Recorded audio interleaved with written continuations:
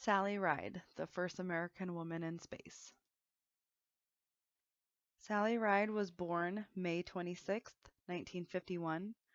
She passed away on July 23rd, 2012, after battling pancreatic cancer for 17 months. She was a very good tennis player. When she was young, she played on the junior circuit and she traveled around the country. She went to college at Swarthmore, then to Stanford. She earned bachelor degrees in English and in physics. She also went on to earn her master's and PhD in physics from Stanford University. Sally saw an ad in the newspaper that NASA was looking for women to apply for their space program. They were in search of a mission specialist. She applied that very night. Out of thousands of applicants, she was one of 5 women in the class of 1978. Sally Ride was the third woman in space, but the first American woman to go to space. She was the first woman in the world to go into space twice, first woman to have a Navy research ship named after her, first LGBTQ astronaut, and the youngest American in space to date. Our book lists many characteristics of good critical thinkers. Some of them include analytical skills, effective communication, research and inquiry skills, flexibility and tolerance of ambiguity, open minded skepticism, creative problem solving, attention, mindfulness, and curiosity, collaborative learning, and importance of self esteem. I'm going to go through most of these and go through a little bit more detail of them. Analytical skills.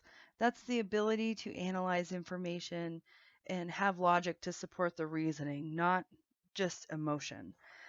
Science is very matter of fact. There's not a lot of room for emotion. Sally was a professor at University of California for San Diego.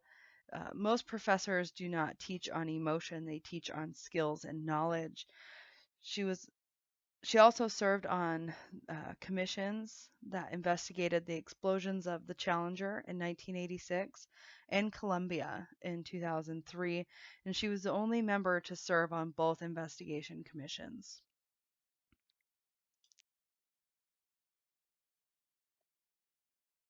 Effective communication is all about listening, speaking, and writing skills and knowing the different communication styles, whether it be between men and women or cultural differences.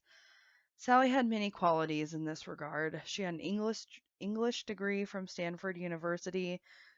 Also, prior to her mission, she worked as what is known as Capcom in mission control, where she was the one that communicated with astronauts while they were on their missions. And she got this job because she was a very precise communicator. Research and inquiry skills. This is about gathering evidence and evaluating research and asking the right questions. Earning master and PhD degrees, it takes a lot of research in schools. Any student can tell you how much research goes into projects and speeches and papers, things of that nature. And designing and building robotic arms for the shuttles. She actually designed and built the arm that's on the Challenger, which was the shuttle that she rode on. Open-minded skepticism. This is all about overcoming personal prejudices and biases. She had to keep an open mind while becoming one of the first women in space and the first one from the US. In her situation, there was a lot of unknown, and she really went with the flow and handled it with great grace. In a pre flight press conference, she was asked how she handles problems during training exercises and if she weeps. She started laughing and said, "Why doesn't anybody ask Rick those questions?" which is one of her crewmates. And that she didn't react any different than any other crew members. She believed that women could do any job that they wanted to. Creative problem solving. This is about viewing problems from different perspectives or multiple sides and willingness to take risks. NASA is about seeking out and figuring out new technologies. And on top of Sally designing and using robotic arms on the Challenger and different ones for NASA, she was the first director of the Office of Exploration in Washington, D.C. She didn't like being the director. She really missed being an astronaut and having a hands-on job. So she moved back to California and started teaching at the University of California, San Diego. Collaborative learning. This is about moving beyond traditional and detached approaches to thinking and learning, developing a dialogue with communities and knowing how different people learn, especially with the sciences and the technologies and math, things of that nature. Sally really showed this when she started Sally Ride Science in 2001. She started this nonprofit with her partner, Tam O'Shaughnessy, Karen Flamer, Terry McKenty, and Alan Lopes. She also wrote children's books with multiple different people about space. My missed opportunity was an internship through LCSC that closed in October. This internship was for a very well-known CPA firm called Magnuson McHugh & Co. here in Coeur d'Alene. I really talked myself out of this internship because I already have a job. I have really good benefits. It's really a perfect job while I'm in school, but it's not accounting. I'm not getting accounting experience, and that I wish that I was.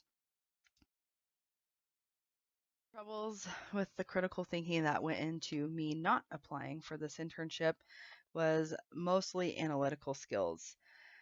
I've known my boss for a very long time since I was a kid, and I feel very emotionally obligated to stay there because our team is running so smoothly. I didn't want to quit.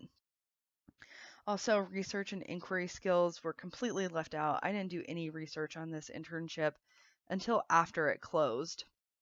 And then I realized that I was really interested in it and wanted to apply, and it was closed.